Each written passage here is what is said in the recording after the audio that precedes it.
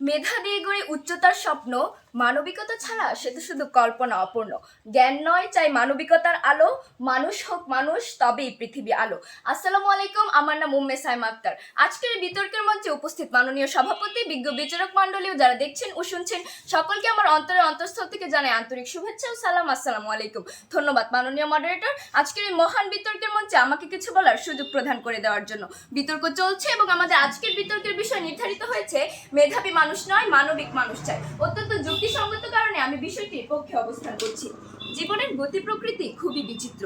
কখন কিভাবে মানুষ বদলে যাবে তা কারও জানার কথা নয়। সব বিপত্তির পরও মানুষ বাঁচতে চায়, আবার কখনো কখনো স্বার্থপর মানুষের নির্মিত নিয়তি অদৃশ্যের টানে সে বেঁচে থাকাটাই দুর্বিষহ হয়ে যায়। বিষয়টি একটি মানবিক বিবেচনা করলেই কি নয়?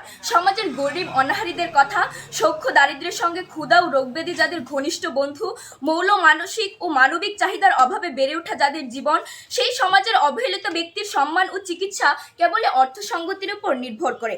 দেশের যত্রতত্র সমাজের অবহেলিত মানুষ সহযোগিতা পাওয়া তো দূরের কথা, তাদের প্রতি করা হয় অবিচার। মাননীয় মডারেটর, প্রশ্ন রাখতে চাই, এসব অবিচার কারা করছে, মেধাবীরা নাকি মানবিকেরা?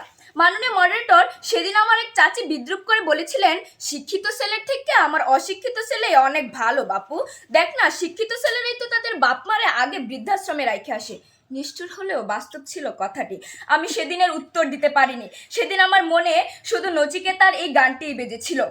ছেলে আমার মস্ত বড়, মস্ত অফিসার, মস্ত ফ্ল্যাটে যায় না দেখায় পার ওপার, নানান রকম জিনিস আর আসবাব দামি দামি, সবচেয়ে কম দামি ছিলাম একমাত্র আমি।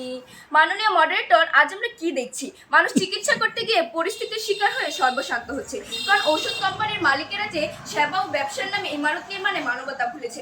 এভাবে কি সমাজ চলতে পারে? আমরা পত্রিকার পাতায় দেখতে পাই যে ভুয়া ডাক্তার তার নামের পাশে ডাক্তার বিভিন্ন ডিগ্রি লাগিয়ে বহাল তবিয়তে চাকরি করে চলছে। আবার সরকারি বেসরকারি চিকিৎসা কেন্দ্র থেকে কোনো অনুমতি ছাড়াই ডাক্তারগণ বছরের পর বছর অনুপস্থিত থাকে। মাননীয় মডারেটর, আমার কথা শুনে হয়তো সবাই ভাবছেন, ওমা, ডাক্তারও বুঝি তার নামের পাশে ডিগ্রি বসিয়ে চিকিৎসা কার্যক্রম অব্যাহত রাখতে পারে, তাহলে তো আমি আর ডাক্তারের কাছেই যাব না। যদি আমাকেও তার ভুয়া ডিগ্রির মতো ভুয়া চিকিৎসা দিয়ে মেরে ফেলে, কথাটা শুনে হয়তো সবাই অনেক হাসি পাচ্ছে, তাই না? কিন্তু এটাই হলো নির্মম বাস্তবতা।